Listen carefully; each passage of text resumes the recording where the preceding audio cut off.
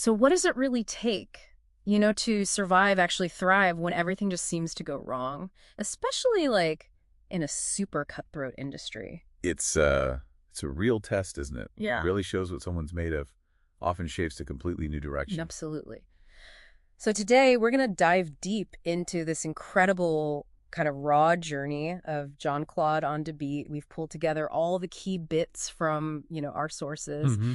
to really get into the resilience, the tough lessons that took him from like homelessness to being this multi-millionaire super producer, all independent. Right. And our mission here really is to unpack that power of just absolute self-reliance, how he did it. Yeah, it's a story about succeeding because of the obstacles almost, not just despite them. Really challenges that whole idea of needing partners in tough fields. Exactly. It makes you wonder. Okay, so let's get into it. This story kicks off way back 2003. Jon-Claude, he was going by J-Swag Beats then. Right. And he was in remember those Yahoo Hoes on Deck chat rooms on Yahoo Oh, mate. Messenger? Oh, yeah. The Wild West of the early internet. Totally. And that's where he started making connections, like MN Beats, who ended up producing for Soulja Boy. And Soulja Boy actually acknowledged him later, right? Yeah. On X. Invited him on his live stream years later. Wild connection. And there was this early near miss, too, with Ron May from Po' Boy just before he turned 18.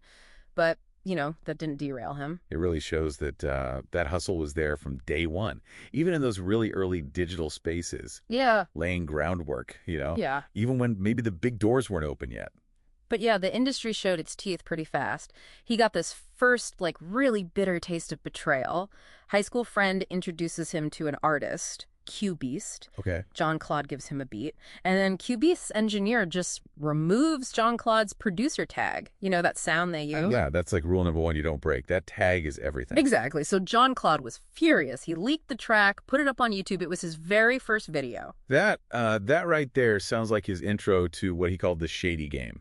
A hard lesson early on. That not everyone's playing fair. And he talked about 10x haters, right? People trying to tear you down even harder. Yeah, that phrase stuck with him. So this wasn't just like a simple betrayal. It feels like maybe the first real crack in trusting others, pushing him towards relying on himself. And it got even crazier.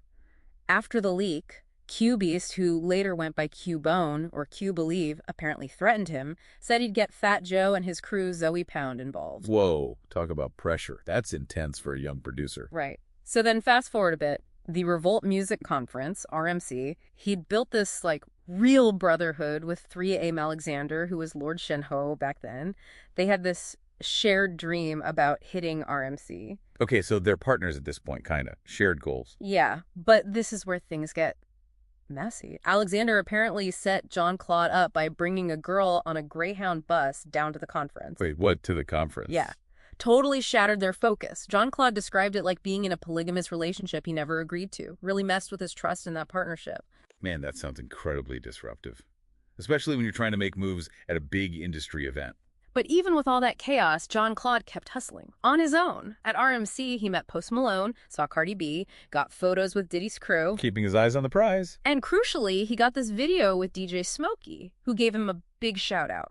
So Jon-Claude went straight to Smokey from PBMG, made his case directly, despite all the personal drama. That ability to just pivot, to focus on his goals even when things are falling apart personally, that's real determination. He made his own opportunity there. His strength got tested again, though.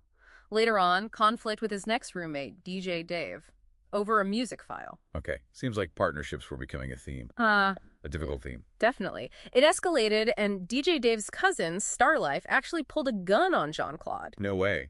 Over a music file. That's what the sources say. And Jon-Claude's reaction, just ice cold, stared him down, dared him, said, "Shoot me, nigga." He apparently felt confident, because they were both Haitian, that it wouldn't go that far over a file. Wow. Just wow. That's an unbelievable level of fearlessness. Or maybe desperation, a defining moment for sure. Yeah. And right after that, he refused a blunt they offered, grabbed all his gear, and walked out. Said he was done with partners. Period. That feels like the turning point.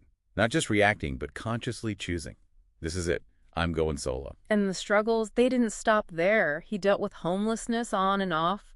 Fort Lauderdale, Miami South Beach. He had this whole nomadic year in 2024. Right, splitting time between studying business in libraries in Manhattan and Florida. Yeah. And then another huge blow, his gear, his priceless equipment, and his convertible Lexus. stolen from a Denny's parking lot in Tucson. Man, just one thing after another. Losing the tools of your trade like that. Devastating. And yet, look where he is now. A super producer. Self-made multimillionaire.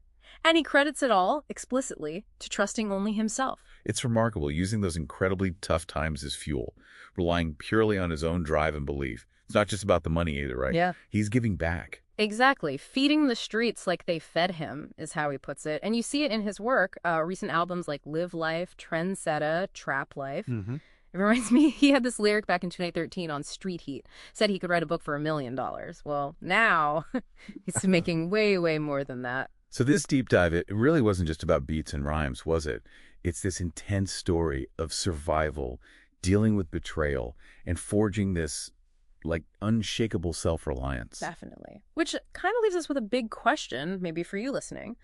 In a world that's always pushing collaboration, always saying teamwork makes the dream work, what does Jon-Claude's whole journey tell us about the power of, truly trusting your own vision and knowing when it's time to just walk away from any partnership that doesn't serve it? It's something to think about, for sure.